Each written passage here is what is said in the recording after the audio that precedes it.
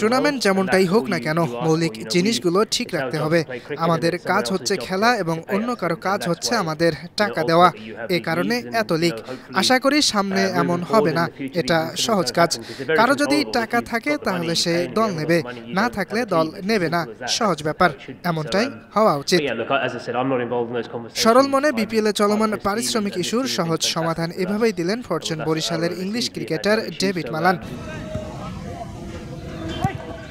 এবারের বিপিএলে মাঠের খেলা ছাপিয়ে আলোচনায় পারিশ্রমিক ইস্যু। বেশ কয়েকটি দলের খেলোয়াড়রা ঠিকমতো পারিশ্রমিক পাচ্ছেন না, এমন গুঞ্জনের মাঝে সবশেষ গতকাল দুর্বার রাজশাহী ঘটিয়েছে নজিরবিহীন ঘটনা। পারিশ্রমিক দিতে না পারায় বিদেশি ক্রিকেটার ছাড়াই খেলতে নেমেছিল রংপুর রাইডার্সের বিপক্ষে।